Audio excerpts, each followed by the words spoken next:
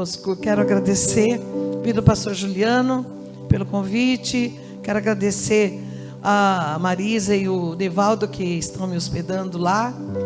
Vou ficar um tempinho por aqui, acho que uns 15 dias, né? Porque a gente tem bastante coisa para fazer, mas eu sei que Deus está conosco e que nós vamos sair daqui abençoados, porque nós não viemos abençoar, nós viemos para ser abençoados. Amém? Eu quero ler com vocês uma passagem da Bíblia.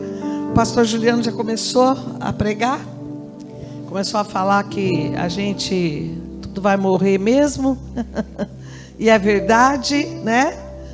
Nós queremos hoje falar sobre um sermão profético da parte de Cristo. A outra vez que eu estive aqui, eu contei meu testemunho. Quem estava aqui, levante a mão, por favor. 1, 2. Olha só, Juliano.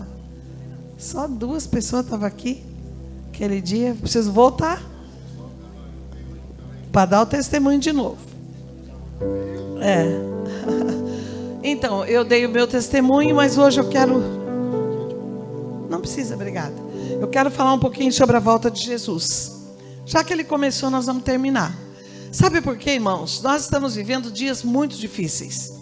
Às vezes a gente está aqui na igreja, a gente está com a nossa família, com os nossos pais, nossos irmãos, eu com filhos, netos e bisnetos. Mas de repente, o Senhor toca lá em cima e fala a nossa senha, e aí a gente tem que obedecer, né? Ele falou aqui de um exemplo, e esse exemplo que ele falou é um exemplo típico, porque nós temos tanta gente acontecendo isso nos dias de hoje, né? As pessoas falam assim: pastora, mas eu não aguento mais ouvir pastor pregar e dizer que Jesus está voltando e Jesus não volta, né? Então eu quero dizer para você nessa noite, em nome de Jesus, Ele vai voltar sim. Se Ele não está voltando para as pessoas especificamente, aí como a gente vê, um dia vem para um, outro dia vem para outro, e assim vai. Mas nós, irmãos, temos uma esperança. Diga amém. Diga: eu tenho uma esperança. Eu tenho uma esperança mais forte, que Cristo vai voltar para me buscar. Essa é a nossa esperança. Essa é a alegria do nosso coração, saber que Jesus vai voltar para nos levar, para morarmos com Ele na eternidade. Então, eu pensei em uma parábola contada pelo próprio Cristo no livro 25, no livro de Mateus, capítulo 25, uma parábola bem conhecida de todo mundo, mas eu queria comentar um pouquinho sobre essa parábola e tentar colocar essa parábola nos dias atuais, dias que nós estamos vivendo, dias de muita luta, de muito esforço, e saber que Deus sempre está pronto, né, a nos abençoar, para que possamos esperar a sua volta e não desanimar. Tem muita gente desanimado, né? Então esse sermão profético do capítulo 25, desde o versículo 1, o irmão Nivaldo vai colocar lá. Então o reino dos céus será semelhante a 10 virgens que pegaram as suas lâmpadas e saíram ao encontro do esposo. 5 delas eram prudentes e 5 loucas. As loucas, tomando as suas lâmpadas, não levaram o azeite consigo, mas as prudentes levaram azeite em suas vasilhas com as suas lâmpadas. E tardando o esposo, tosquenejaram todas e adormeceram. Porém, à meia-noite, ouviu-se um clamor: aí vem o esposo, sai-lhe ao encontro. Então, todas aquelas virgens se levantaram e prepararam suas lâmpadas. E as loucas disseram às prudentes: dai-nos do vosso azeite, porque as nossas lâmpadas se apagam. Mas as prudentes responderam dizendo: não seja caso que nos falte a nós e a vós. Ide antes aos que o vendem, comprai para vocês. Então, elas indo comprá-lo, chegou o esposo, e as que estavam preparadas entraram com ele para as bodas, e fechou-se a porta. E depois chegaram também as outras virgens dizendo: Senhor, Senhor, abre-nos a porta. E ele, respondendo, disse: em verdade vos digo que vos não conheço. Vigiai, pois, porque não sabeis o dia, nem a hora em que o Filho do Homem há de vir. Fecha os teus olhos, Pai, em o nome do Senhor Jesus. Fala conosco, Pai, nos ajude a entender essa passagem bíblica.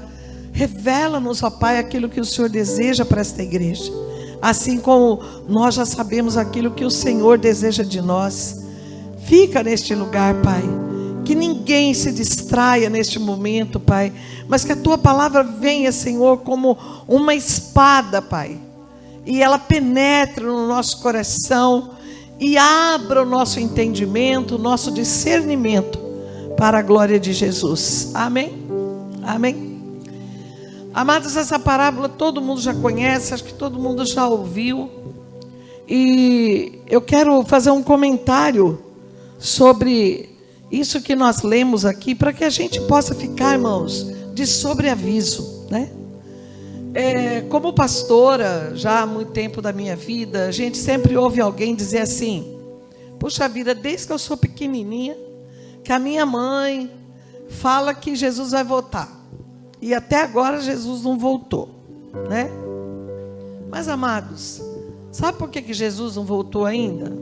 Porque Ele está dando oportunidade para a humanidade. Quando Jesus morreu na cruz do Calvário, Ele não morreu por mim sozinha ou por alguém especificamente. Ele morreu por uma humanidade toda.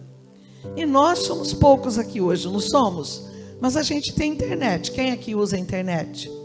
É só você abrir lá e ver a podridão que está o ser humano nos dias de hoje. Eu digo podridão, irmãos, porque eles buscam essa podridão. Não tem muita gente preocupada com a volta de Jesus, não. Muitos já dormiram, como essas virgens aqui, né? Tosquenejaram. Quando fala tosquenejar, irmãos, o tosquenejar é o que vem antes do sono profundo. Quando a gente está querendo dormir, não consegue, porque você está num lugar onde não pode dormir. Hoje eu estava de manhã lá, né, conversar. A gente até falou um pouquinho sobre isso, né, Juliana? Porque eu cheguei muito cedo. Parecia que um olho queria entrar dentro do outro olho. Eu queria dormir na frente de todo mundo. Uma coisa assim meio esquisita. Isso é tosquenejar. Tem muita gente aí fora que está desse jeito, irmãos. Dormindo, mas meio acordado, entendeu? Não dormiram ainda profundamente, mas tem o sono profundo. Quando nós caímos em sono profundo, então, nosso consciente, subconsciente, ele fica à mercê da sua própria vontade.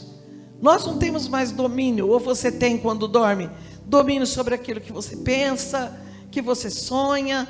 Não, irmãos.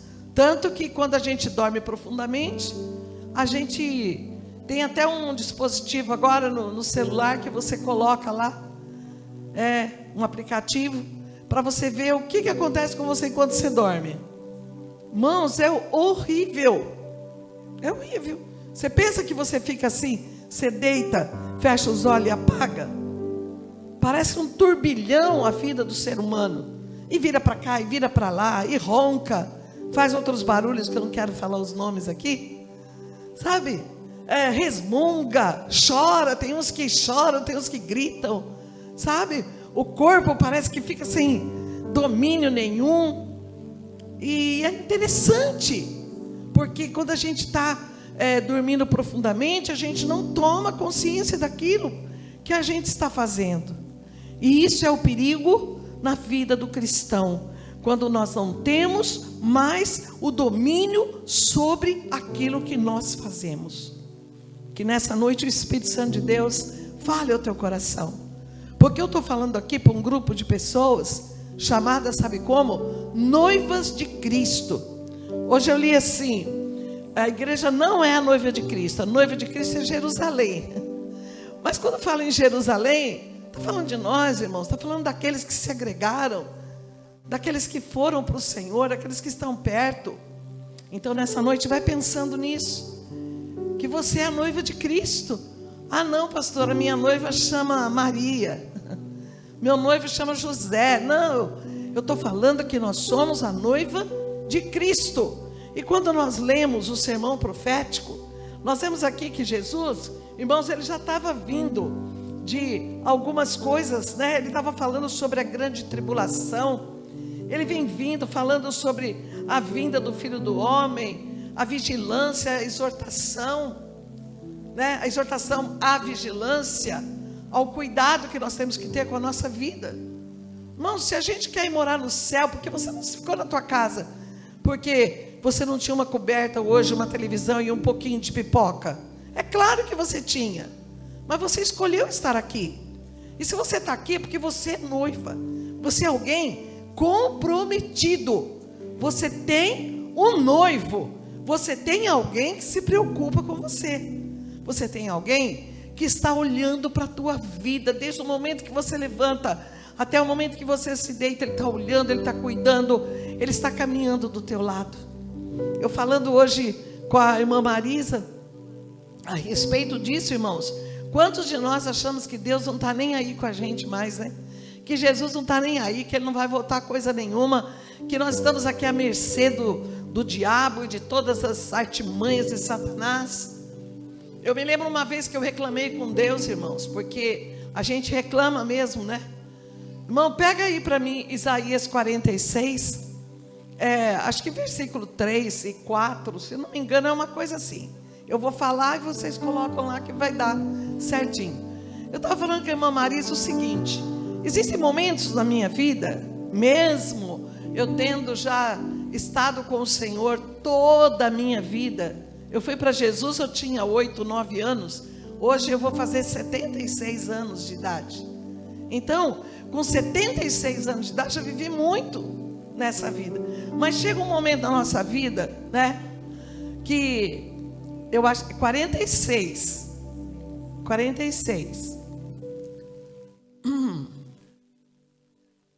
Puxa vida, parece que não é nada disso. Vou ter que olhar aqui, irmão, que eu sou um terror para guardar. Eu sei o que está escrito, mas eu vou procurar. Espera aí, eu acho que é 46. Deixa eu ver. 46, 3 e 4. 46, 3 e 4. Versículo 3 e versículo 4. Isso. Olhe bem.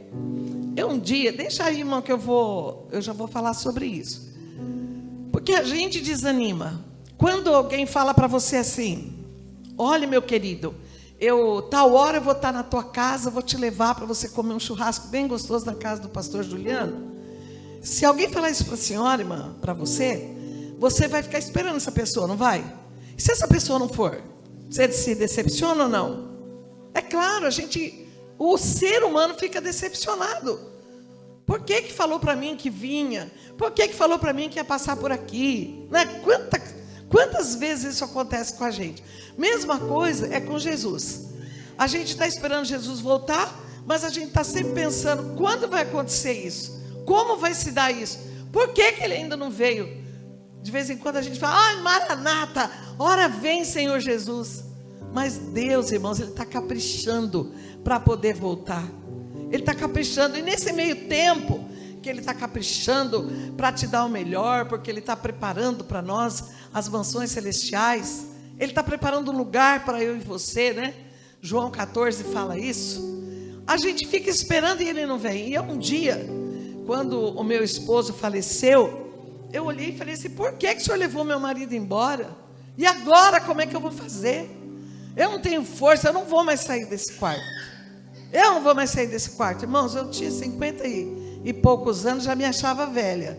Falei: eu não vou mais sair desse quarto. Se o senhor quiser que eu vá, o senhor vai ter que me carregar no colo. Falei para ele: o senhor não está vendo que eu não tenho mais força? Já estou velha, né? E briguei com Deus, porque Ele levou meu marido e eu queria fazer tanta coisa, eu tinha tantos planos. Mas de repente eu fui ler a Bíblia e falei: meu Deus, eu preciso ler a palavra. Por que eu estou tão brava, né? E eu abri ali, Isaías 46, 3.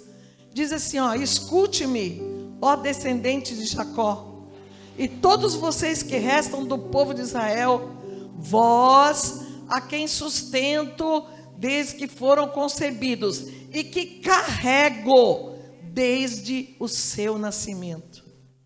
Na hora Deus me deu a palavra. O que você está reclamando, Dora? Eu te carrego no colo desde o dia que você nasceu. Irmãos, Deus tem carregado a gente no colo desde o dia do nosso nascimento. E eu tinha dito para ele assim: mas eu já estou velha. Aí eu li o versículo próximo lá: mesmo na sua velhice, quando você tiver cabelo branco, sou aquele que vai te suster. Eu fiz você, eu vou te levar, eu vou te sustentar e eu vou te salvar. A gente reclama com Deus, mas Deus nunca deixou a gente sem resposta. Deus nunca deixa a gente sem resposta. Aí você vai falar assim para mim: cadê os seus cabelos brancos, pastora?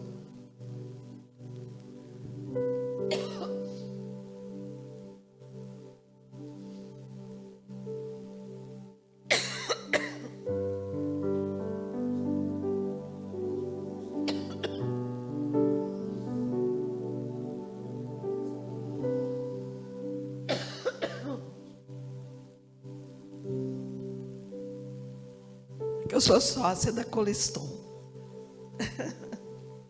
Eu não tenho cabelo branco porque eu sou sócio da Coleston, daquelas tintas que tem lá no mercado.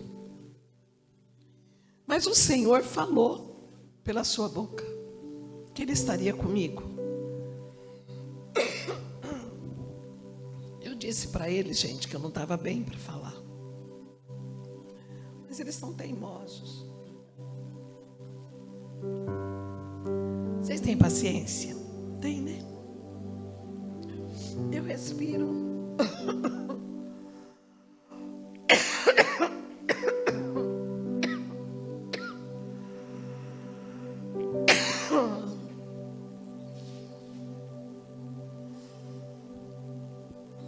Senhor, misericórdia.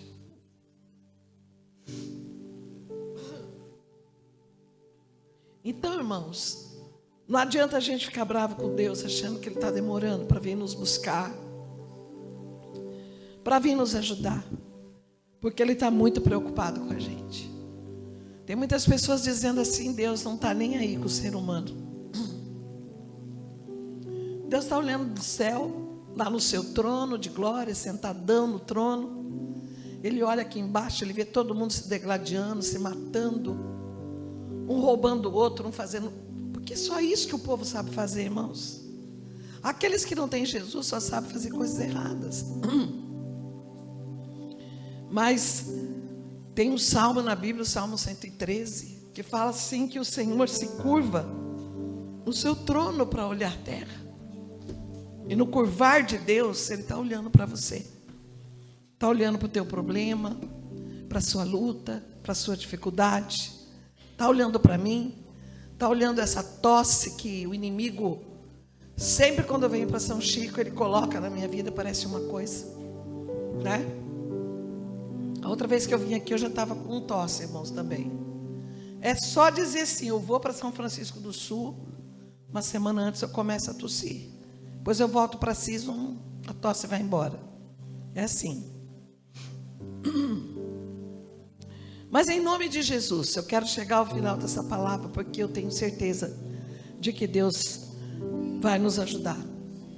Então, amados, Deus está interessado em nós, sempre nos carrega no colo, sempre dá para nós aquilo que nós precisamos. E o que Ele pede para a gente? Ele pede algo, irmãos, que a gente não tem feito. Olhe bem, nesse sermão, fala assim que tinha 10 virgens. 5 virgens que estavam super preparadas e 5 virgens loucas. Vamos pensar, irmãos, que aqui Deus está sendo muito bonzinho, né? Porque Ele fez meio a meio. E não é assim nos dias de hoje. Tem muito mais gente que não quer nada com Deus do que aqueles que querem. Haja vista, irmãos, cadeiras vazias dentro de uma igreja, onde tem um culto de domingo, onde é o dia do Senhor, onde é o dia que a pessoa tem que tirar para adorar a Deus, né? As pessoas não querem saber. Então aqui fala de 5 virgens prudentes e 5 que eram nécias. Que Deus nessa noite, irmãos, nos ajude a ser virgens prudentes, porque nós somos a noiva de Cristo e nós vamos nos casar, e nós temos que nos preparar para esse casamento.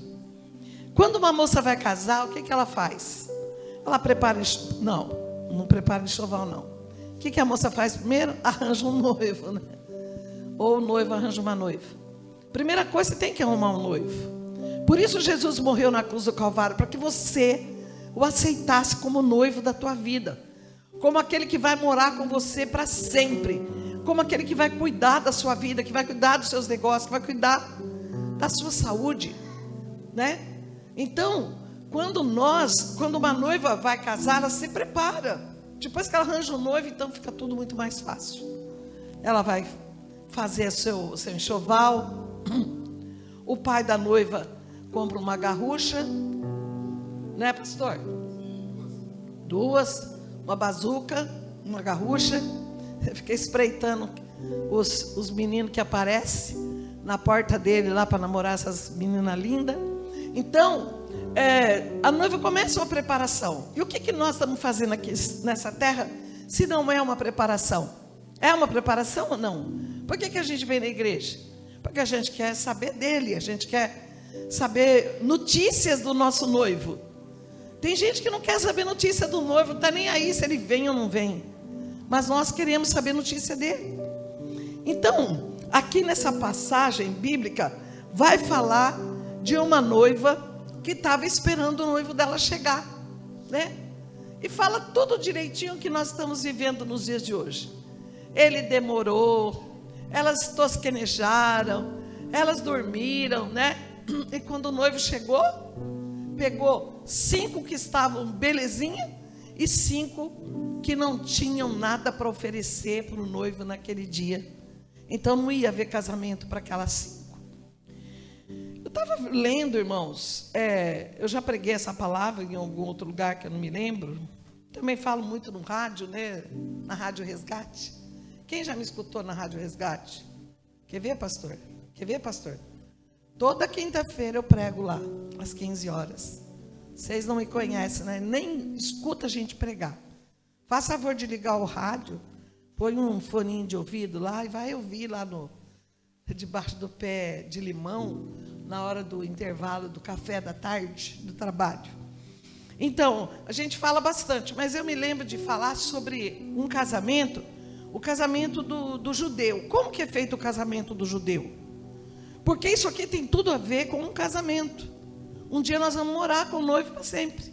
Nós vamos casar, vamos morar com ele. Mas para isso acontecer, vai ter que ter uma festa, as bodas do cordeiro, né? Para a gente poder morar com ele eternamente. Então, amados, eu estava vendo sobre o casamento dos judeus. Igualzinho o casamento dos dias de hoje. Como é que é o casamento do dia de hoje? O rapaz sai na rua, ou ele conhece uma menina, ele acha a menina bonita, acha que os olhinhos dela é bonito, né? O cabelinho dela é bonito, e já começa a paquerar, já convida para sair, já sai, e no outro dia fala: você é tão lindinha, vamos morar junto comigo? Não é assim que está acontecendo, irmãos? Vai morar junto. Tudo errado. O casamento, ele tem os trâmites. Não é assim, eu conheço a noiva, já vou morar com ela. Não. E lá no casamento judeu, é uma coisa tão linda o casamento deles. Porque assim, o moço, ele conhece uma moça bonita, mas ele não chega na moça. Olha que interessante. Você está interessado numa moça bonita, mas é o teu pai que vai lá conversar. Não é você. O pai pega o noivo, vai lá na casa da noiva, fala para o pai da noiva assim: ó, o meu filho está gostando da sua filha. Eu quero pagar o dote dela e ela vai ficar comprometida. Ela não pode conhecer nenhum outro rapaz. E assim acontece naquele casamento. O moço vai lá, paga um preço bem alto, porque não é um preço baratinho, né? Paga um bom preço, o pai já diz: você, filha, já está prometida, então você já está noiva, você vai casar. Não olhe nem dos lados, porque você já é comprometida. E ela então, depois que ela conhece o rapaz, e o pai pega o dote da moça, o rapaz não pega a moça e leva para casa, e nem fica com ela. Ele volta com o pai dele para casa, e lá ele vai construir um lugar para acontecer a lua de mel. Ah, que coisa bonita! Lua de mel é coisa boa, gente, né? Todo mundo que casa tem os seus momentos de lua de mel. Então a noiva, ela fica na casa do pai, o moço volta e vai construir um lugar para eles morarem, para eles passarem os momentos deles lá depois do casamento. Enquanto não fica pronto, o moço não volta para casa. Gente, olha para mim, está todo mundo distraído com os bebês. Ah, vem sentar aqui, moçada. Eu gosto que você fica pertinho, sentadinho, olhando assim, ó. Fica todo mundo andando para lá e para cá, assim eu me perco, não sei para quem eu olho. Presta atenção, não vou ser longa, eu vou terminar logo, mas presta atenção para não perder o que a Bíblia está querendo dizer para nós. Então esse noivo, ele constrói. E o dia que ficar pronto, não é o noivo que diz assim: olha, daqui um mês eu vou te buscar para casar com você. Daqui 2 meses a gente vai casar. Não, era o pai dele que dizia o dia que ele ia. Se você parar para pensar, nós como noiva de Cristo, temos um noivo já chamado Jesus. Ele já nos escolheu, ele olhou dos céus, olhou para mim, para você, escolheu a gente, a dedo, ele nos escolheu. A Bíblia diz: não foste vós que me escolhesses a mim, antes fui eu que vos escolhi, e vos nomeei para que vades e dei frutos, e que o seu fruto permaneça. Então Deus escolheu o homem, Deus nos escolheu como noiva.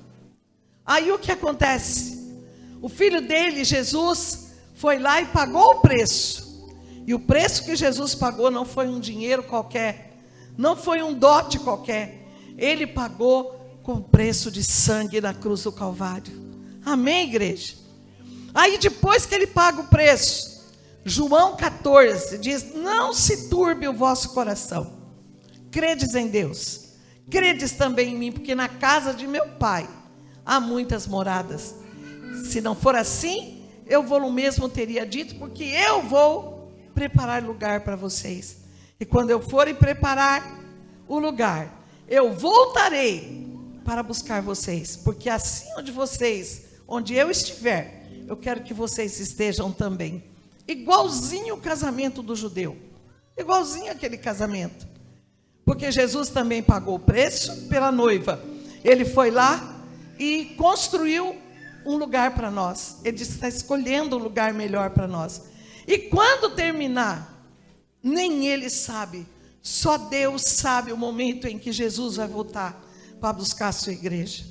Ah, pastora, eu não quero nem saber se Jesus vai voltar ou não vai, porque já está demorando muito mesmo, nem sei se ele volta. Amados do Senhor, Jesus vai voltar sim. E está tão perto da volta de Jesus, por tudo que está acontecendo, que se eu fosse você, eu largava tudo nesse mundo para servir o Senhor com inteireza de coração. Porque servir a Deus de qualquer jeito, irmãos, não vai levar você para morar com um noivo. Então a noiva tem que estar preparada. E aquela noiva judia, ela ficava em casa, irmãos, pegava as amigas dela e começava a falar para as amigas: olha, eu estou preparando aqui meu enxoval, fique por perto, nós temos que estar alertas, porque nós temos que ter as lamparinas têm que estar acesas, porque e se o noivo chega de noite? O que quando fala assim, porque e se o noivo chega de noite? Está dizendo, e se o noivo chega como chegou para esse moço? E se o noivo chega para você enquanto hoje você estiver dormindo? E se o noivo vier te buscar daqui 5 minutos? Ou vier me buscar? Eu tenho que estar com a minha lamparina acesa sim. Eu tenho que estar, irmãos, com um azeite preparado, para que a minha lâmpada não se apague. Tem tanto crente andando pela cidade com as lamparinas apagadas, porque não tem mais o Espírito Santo de Deus com eles. Nessa noite eu quero dizer para você, querido, que você precisa acender a sua lamparina, deixar a tua lamparina acesa, para que o mundo veja em você a luz de Cristo. Não seja uma lamparina apagada. Tenha em você o Espírito Santo de Deus, tenha em você aquilo que Deus deseja que você tenha, que é aquele ânimo, aquela coragem de esperar sem desanimar, sem ficar desanimado. Então, a moça, quando ela tinha um noivo, ela não saía muito de casa. Mas quando ela saía, presta atenção nessa palavra, quando ela saía na rua, ela colocava sobre a sua cabeça um véu. Porque aquele véu tinha um significado para os judeus. Todo mundo que olhasse para aquela moça ia dizer assim, ó, essa moça é comprometida, porque ela usa um véu. Sabe, amados, eu vejo isso com a igreja de hoje. Esse véu, eu poderia dar um título para ele. O título, o véu do posicionamento. Tem muita gente que não sabe o que é ainda hoje. Se é crente ou não é, se tem Jesus ou não tem, se vai morrer e vai para o céu ou não vai. Tem tanta gente cheia de dúvida, porque ainda não tem um posicionamento. E o Senhor nessa noite diz para mim e para você, vamos colocar o véu do posicionamento sobre a nossa cabeça. Porque quando você sair pelas ruas de São Chico, as pessoas vão olhar para você e vão dizer, essa mulher é do Senhor. Essa mulher já está comprometida.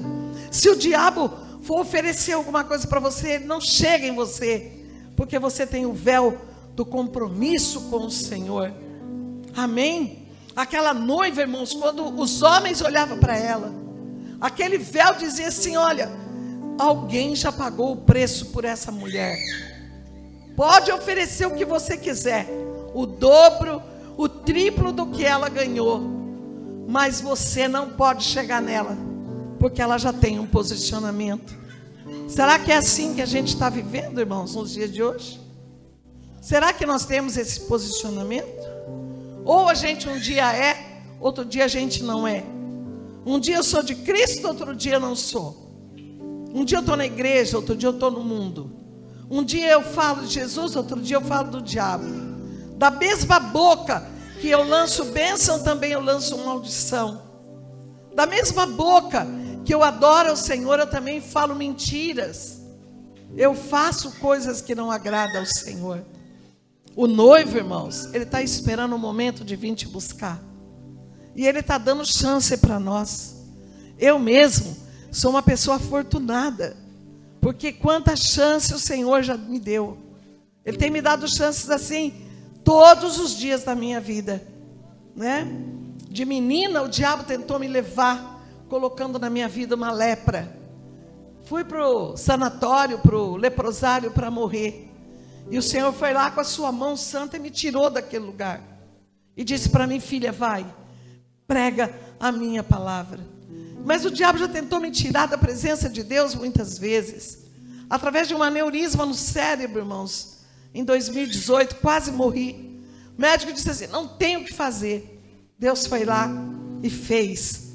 Eis-me aqui, sem nada, nenhuma sequela no meu cérebro.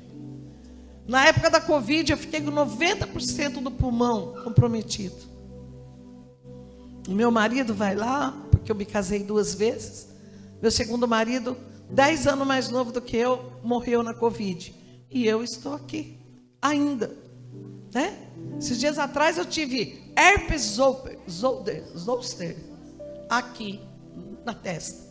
Quase enlouqueci de tanta dor de cabeça. Mas o Senhor tirou, eu estou aqui. E assim o Senhor vai dando para nós, irmãos, oportunidades na vida. Mas não seja, a Bíblia diz em Eclesiastes, não seja demasiadamente rápido demais ou lento demais. Porque a gente tem que estar na medida certa.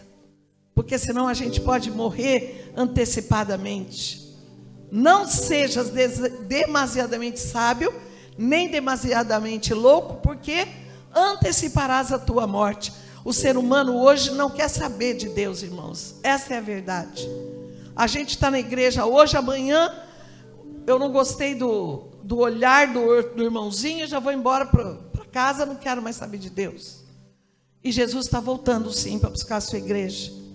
Quando você vê, irmãos, as coisas que acontecem nos dias de hoje, igrejas, irmãos, que outrora eram superlotadas, hoje estão vazias, porque as pessoas querem buscar o mundo, não tem lamparina mais acesa, não tem a chama do Espírito Santo, não tem a chama de Deus dentro do coração.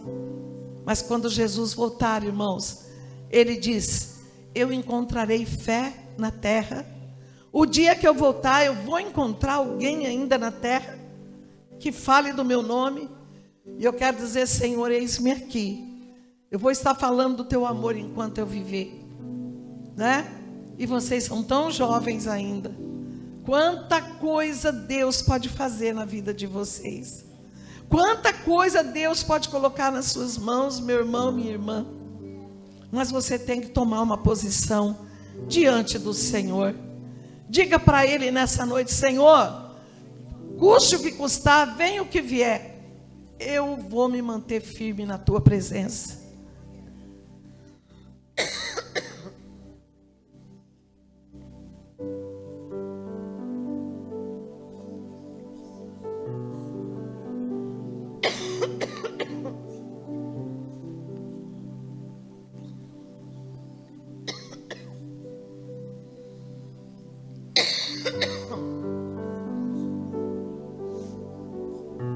Para a gente encerrar essa palavra, irmãos,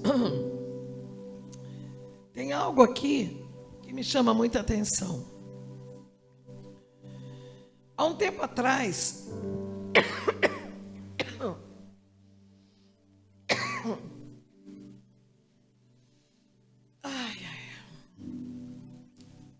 eu tinha um pouquinho de bronca dessas 5 virgens que estavam com a lamparina acesa.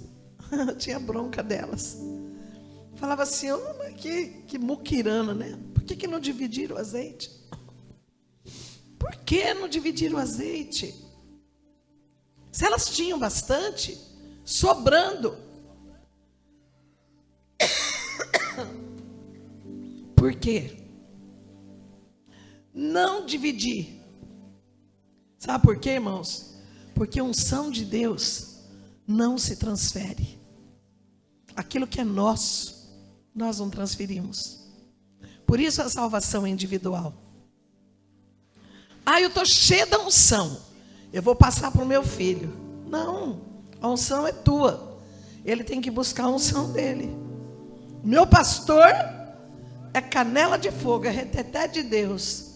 Eu não preciso, porque meu pastor, quando acontecer, eu vou pegar carona com o meu pastor. Não, irmãos. Eu entendi, depois de muito tempo, o porquê que essas virgens não dividiram o seu azeite. Porque unção não se transfere. Ou você tem, ou você não tem. Então que cada um, por isso que ela falou: vai e compre de quem vende. Eu estava vendo a nossa princesinha ministrar o louvor hoje aqui, estava falando para a avó dela. Que coisa linda, né? A gente ter a nossa família no altar. Que coisa linda a gente ter nossos netos, nossos filhos no altar de Deus. Eu venho de uma família de sacerdotes. Na minha casa, irmãos, todos, filhos, os 3 filhos, todos os meus netos, todos estão no altar da igreja. Eu entro na igreja, irmãos, eu fico assim, boba de ver todos eles lá em cima. Um toca guitarra, toca bateria, outro toca violão, outro toca teclado, né? Outro canta, outro ministra, e assim vai. E quem não está lá em cima, está lá atrás na mesa de som, que é um genro, outro neto, que ficam lá cuidando dessa parte. Então a minha família está toda no altar. Aí eu fico olhando aquilo, eu falo: meu Deus, eu sei que eu não posso transferir a minha unção, mas eu posso ajudar. Ajude aquele que está do teu lado. Ajude minha irmãzinha. Ajude meu irmão. Se tem alguém do teu lado Eu procuro sentar na igreja só perto de gente que glorifica. Porque se você sentar perto de uma múmia que entra na igreja gelada e sai gelada, você vai embora gelado. Eu não sento perto de múmia na igreja, não. Eu procuro sentar perto daqueles que glorificam. Porque aquele que glorifica vai me ajudar a entender e eu vou glorificar também. Não é gostoso? Agora você senta perto de uma pessoa que começa o culto, termina o culto, ela fica de boca fechada e lá dentro da cabeça dela sabemos lá o que ela está pensando, mas eu acho que ela fica pensando assim: fala logo, mulher, que eu quero ir embora. Tem uma feijoada me esperando, tem um lanchão lá me esperando. A mulher, pá, cala a boca, fica quieta, né? E tem aquele que fica glorificando, exaltando o nome do Senhor. Unção é intransferível, mas você pode contaminar, assim como uma doença pode contaminar a vida de uma pessoa sadia. O poder de Deus, a unção de Deus, a misericórdia de Deus, a graça de Deus pode contaminar aquele que está do seu lado. E se você é canal de bênção, se você é canal de bênção nas mãos do Senhor, começa hoje, meu irmão. Começa hoje a fazer um propósito dentro do teu coração. Não deixa essas cadeiras vazias dentro da igreja. Convida. Você convidou quem que convidou quem aí hoje? Parece que ela te convidou. Ai, que linda, maravilhosa. Ela não pode transferir a unção que está no coração dela. Mas ela disse para você: vamos comigo. Porque lá alguém vai falar alguma coisa que vai servir para você. É assim, amados. Pastor não gera ovelha, é ovelha que gera ovelha. Põe isso no teu coração. Convida o teu amigo, fala de Jesus. Amados, eu entro no ônibus, eu já falo de Jesus para quem está do lado, né? Hoje eu vim de cabine e cama. Eu vim chique. Veio uma moça lá, me trouxe um edredom, me trouxe um travesseiro, me trouxe um lanche, trouxe uma bebida, um chocolate quente lá, me trouxe uma aguinha gelada. E o povo do outro lado, que não estava na cabine cama, que não ganhou nada, ficava falando: mas é duro ser VIP, né? Ah, VIP ganha isso, ganha aquilo. Eu falei: sim, querido, eu divido tudo com você. Você quer uma bolachinha dessa? Você quer beber esse chocolate comigo? Você quer isso, você quer aquilo? E aí eu comecei a falar. Falei que eu estava vindo para São Francisco. O que eu vinha fazer para cá? Sabe, amados? Para de ficar achando que Jesus vai vir só te buscar. Ele vai te perguntar o dia que você chegar lá: qual foi o teu grau de comprometimento comigo naquela terra? Quantas pessoas você conseguiu falar de Jesus?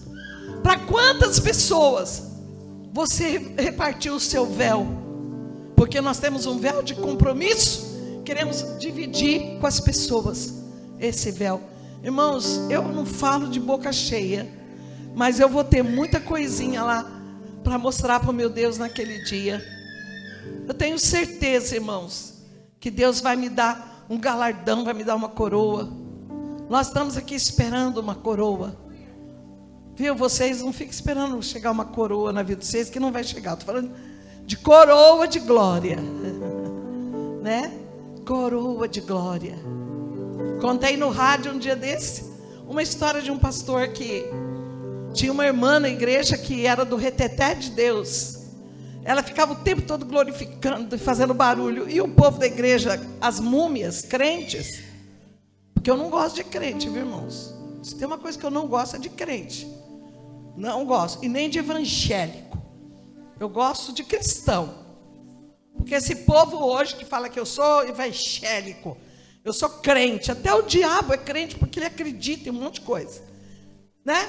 São uns cascudos, né? Que só sabem fazer coisa errada.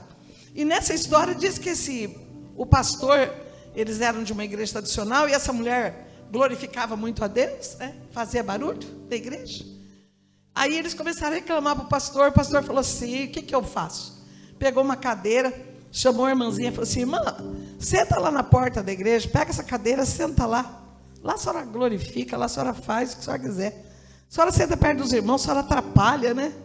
E essa mulher sentou a vida dela toda lá. mas continuou glorificando, mostrando o véu dela para todo mundo, né? Do comprometimento.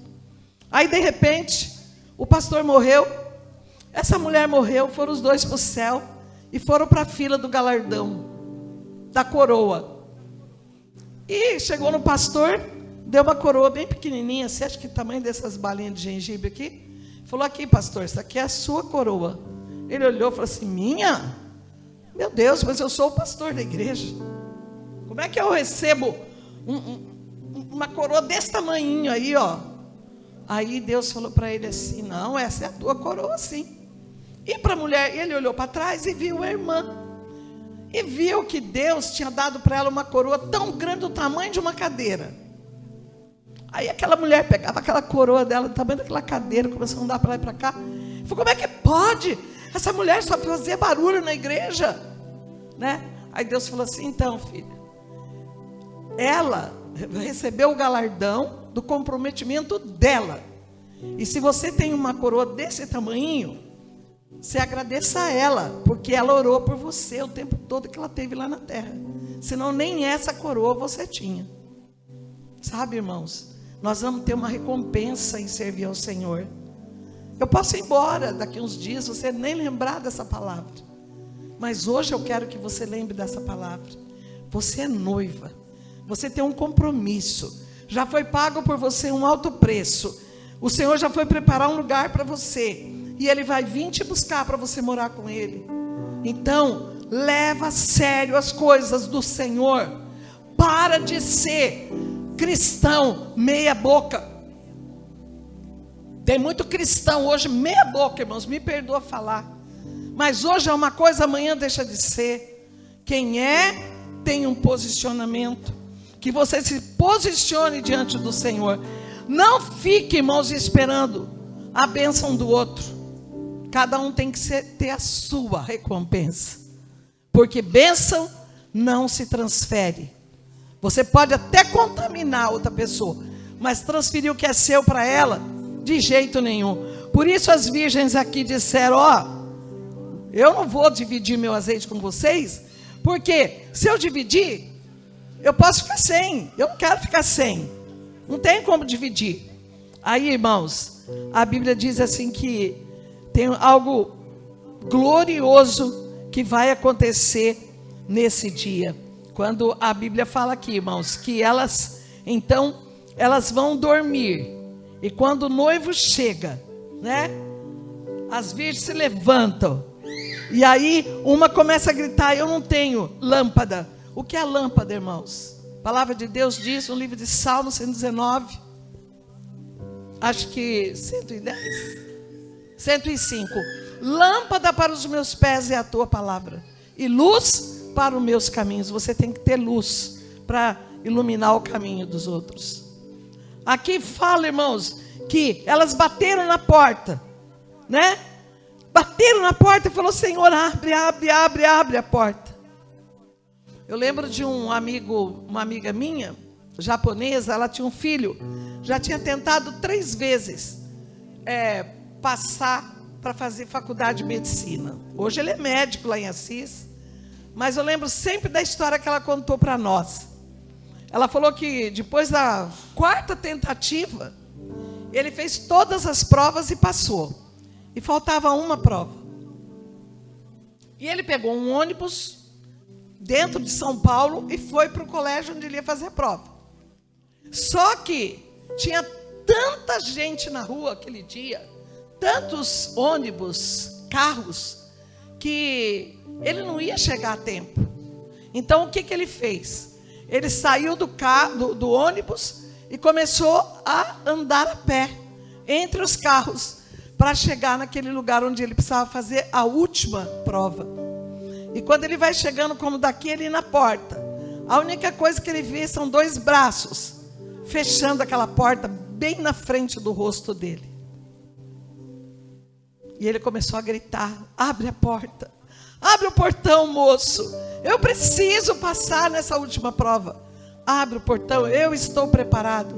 Ele disse lá do outro lado: são normas, eu não posso abrir a porta para você. Jesus está falando a mesma coisa para você. tem normas para servir a Jesus, amém?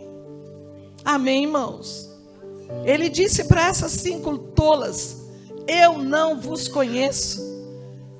Pastores preparam vocês, irmãos, a vida toda. Os pastores pregam, tem programa no rádio. Hoje ninguém mais pode falar que não conhece a palavra. Só que a pessoa não se prepara. E quando chegar nesse dia, ela vai querer correr. Hoje o irmão estava contando uma história que aconteceu na UTI onde ele estava, né, irmão Nivaldo? Que o cara não queria saber de Deus. Mas quando ele viu que as coisas não estavam boas, ele começou... Aí ele lembrou que Deus existia. Ele: Deus, me ajuda. Aí de repente ele gritou: não! E aí o irmão deduziu que quem veio buscar aquele homem foi o próprio Satanás. Ele teve todo o tempo do mundo. Não vamos esperar isso acontecer com a gente. Vamos estar preparados. Jesus está voltando. Ele vai voltar. E Ele te ama. Ele ama não só você, mas Ele ama a sua casa, a sua família. Você que tem filhos, fale de Jesus para os seus filhos. Você que tem seu pai, sua mãe, seus irmãos, que não conhece o Senhor, fale de Jesus para eles. Porque a Bíblia diz, irmãos, que Jesus olhou para aquelas mulheres e disse: eu não vos conheço. Ai, como Jesus é ruim. Ruim é você, que escutou a vida inteira e não tomou uma posição diante do Senhor. Vamos nos posicionar diante de Deus? Aqui é o último versículo, fala: vigiai, pois, porque você não sabe o dia e nem a hora que o Senhor virá. Se a gente soubesse era fácil, mas a gente não sabe. E por não termos tempo, irmãos, tem uma frase que fala assim: por não sabermos quanto tempo temos, não temos tempo nenhum. Nós não sabemos quando isso vai acontecer. Vamos buscar o Senhor? Vamos entregar o nosso coração? Fica de pé no seu lugar. Quero orar por você. Sabe por quê, irmãos? Eu acho que eu tenho essa autoridade de orar pela tua vida, porque eu conheço aquilo que eu estou dizendo para vocês de perto. Quantas vezes eu tive para ir embora dessa terra e não fui? Quem sabe eu precisava falar hoje para alguém aqui: tome uma posição diante de Deus. Para de brincar, meu irmão, de ser cristão. Hoje você é, amanhã você não é. Para de misturar tudo. Azeite não se mistura com água. Azeite não se mistura com nada, irmãos. Azeite é azeite. Você já tentou misturar azeite com outra coisa? O azeite sempre vai ficar concentrado, porque o azeite é o Espírito Santo de Deus na nossa vida. E nessa noite eu quero que você receba esse Espírito de Deus que vem do céu diretamente para o teu coração. Eu não sei se você está doente, se você está com problema, se você tem problema lá na sua casa, se essa palavra serviu para você ou não. Mas eu quero que você entenda, meu amado, minha amada irmã. Nós temos que tomar uma posição rapidamente, porque nós não temos tempo mais para brincar. O anticristo está se levantando na terra. As coisas estão acontecendo rapidamente. O tempo está voando. Deus está assim, abreviando o tempo, porque os dias são maus. Então, aceita Jesus. Aceita Jesus no teu coração. Diga para Ele: Jesus, eu sei que muitas vezes eu não consigo me posicionar. Eu sei que muitas vezes eu misturo tudo. Eu quero viver um pouco no mundo, um pouco na igreja. Eu quero o Senhor e quero o outro também, porque Ele também me dá prazer. Mas eu quero dizer para você que o prazer maior é estar em Cristo Jesus, o nosso Salvador. Ele é o único que pode te dar o melhor. Então fecha os teus olhos. Eu quero só fazer uma pergunta. Tem alguém no nosso meio que ainda não tomou uma decisão com Cristo? Não tomou essa posição, dizer: Senhor, eu quero te honrar, eu quero te servir, eu quero te obedecer, eu quero fazer a tua vontade, mas eu não tenho força? Se você quer essa força, eu vou orar por você nessa noite, para que você tenha essa força, meu irmão. É hora de buscar a Deus. Hoje é tempo de buscar a Deus. Hoje é tempo de invocar o nome do Senhor. Tem alguém no nosso meio aqui que ainda não tomou uma atitude de ter esse Jesus como amigo, como Senhor da sua vida? Tem alguém aqui no nosso meio que não fez isso? Só dá um sinalzinho com a mão. Eu vou orar por você. Vamos orar então para o nosso irmão. Porque sabe, amados, não é vergonhoso não. Sabe o que a Bíblia diz, meu irmão? Se me confessares diante dos homens, eu vou confessar você diante do meu Pai. Jesus faz uma troca justa. Confessa Jesus e Ele confessa você diante de Deus. Olha que coisa linda. Hoje o Senhor te faz conhecido lá na glória. Hoje o Senhor faz o teu nome ser conhecido no livro da vida. Porque o dia que Jesus voltar, Ele vai ler assim, ó: Doralice, eu vou falar presente. Antônio, presente. João, presente. Ele vai chamar você pelo nome, porque o teu nome tem que estar escrito no livro da vida. Jesus quer escrever o teu nome hoje no livro da vida. Eu não sei o teu nome, mas Ele vai saber a partir de hoje.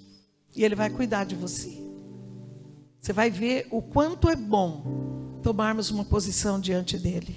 Fecha os teus olhos, Pai. Em nome de Jesus Cristo, teu Filho amado, eu me coloco, Senhor, diante da tua presença como serva.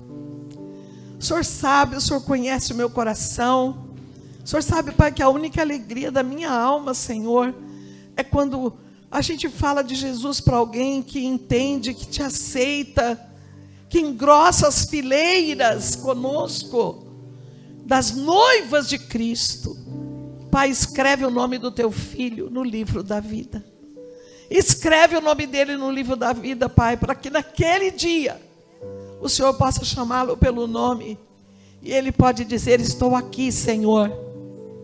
Pai, só 2 frases nós vamos ouvir naquele dia. Vinde, benditos de meu Pai. Vem possuir por herança a terra que vos está preparada desde a fundação do mundo. Ou talvez o Senhor pode dizer: apartai-vos de mim, malditos, para o fogo eterno. Eu não vos conheço. Não tenho o teu nome aqui no livro da vida. Aleluia, Jesus.